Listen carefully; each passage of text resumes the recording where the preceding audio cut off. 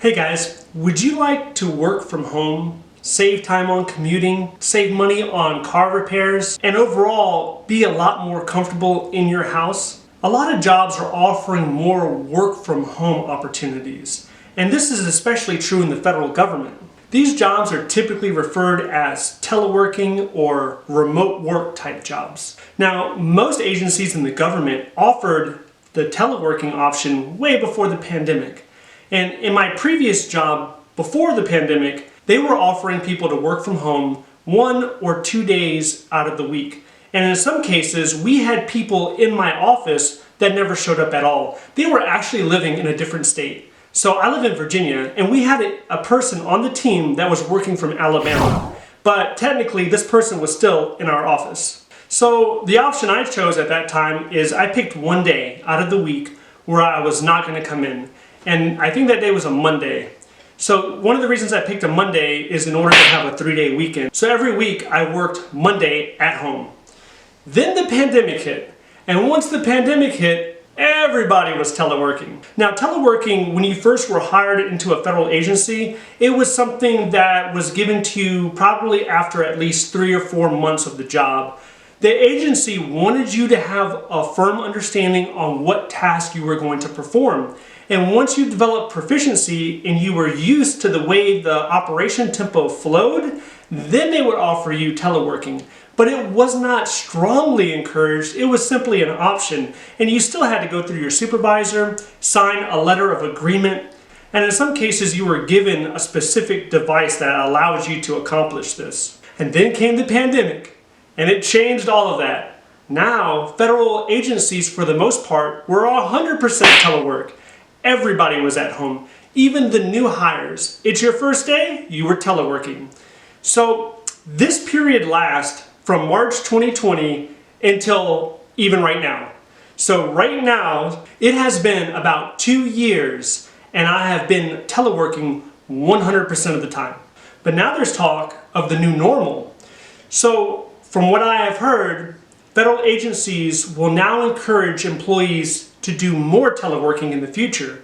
Part of the reason I believe this is the case is because the productivity level remained high, even though we had no federal employees actually in the building. So in the new normal, we will see federal employees probably work 1 or 2 days physically in their office. And after that, they will spend the remainder of the time, more than likely, at their house. So how is the federal government experience? Well, first, they give you a computer. And it could be really huge. It could be a 17, 18 incher, or you can end up with a small computer, something like that. They will give you a PIV card or an ID card in which you slide into your computer and you're able to enter in a code, and that will grant you access into the system. You will need to have internet access, and pretty much almost any Wi-Fi will do. So if you have Wi-Fi in your home, if it's through like one of the traditional providers, you should be okay. Not only that, but if you did take your computer to, say, the library or a cafe or a restaurant, the chances are the Wi-Fi in there will be okay too. What will happen when you connect your computer to the Wi-Fi is you will need to be on a VPN, and that's what provides security to your connection and an extra layer of privacy. So what are some of the applications that you'll be using on a day-to-day basis? Well, Microsoft Outlook will probably be the number 1. Microsoft Teams will probably be the number 2, and probably Skype or some other type of video teleconference application.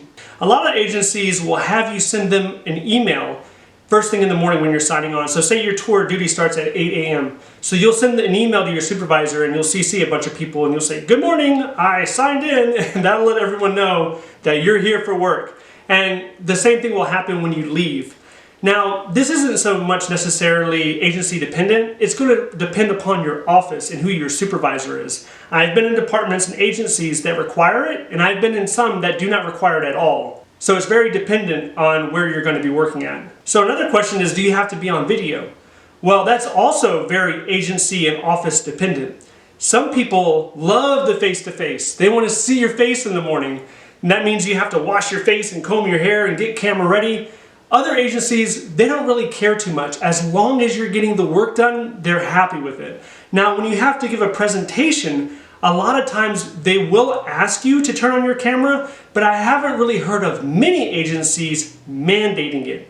There was this one time I was giving a PowerPoint presentation to a high level, and all of us at the office level, we decided amongst ourselves, what are we going to do? Do we want to turn cameras on or off?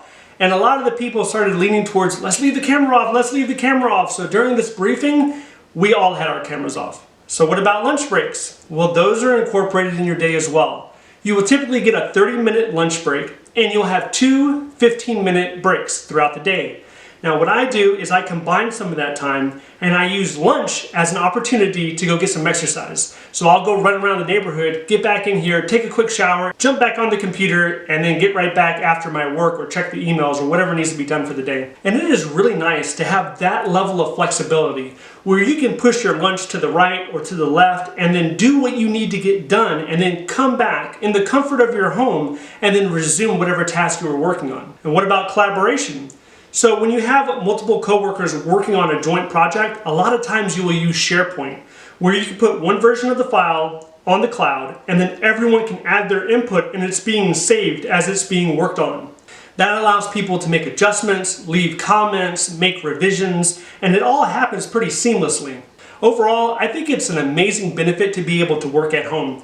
You can work on the couch, the dinner table, decide to stay in the bed all day if you like to. As long as you're on your computer and you're actually making progress towards your work, really the possibilities are limitless. Now some people actually prefer not to work at home, and this is because distractions.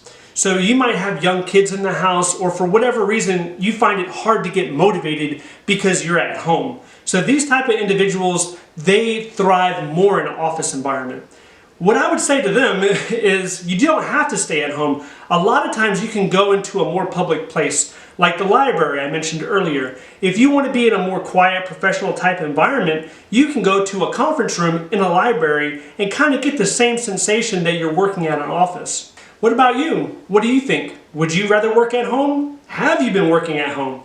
Let me know down in the comments. Well, that pretty much wraps up this video on working from home in the federal government. If you like this video, please click like and subscribe. If you have any questions or comments, please leave those down below, and I'll see you in the next one. Thank you for watching.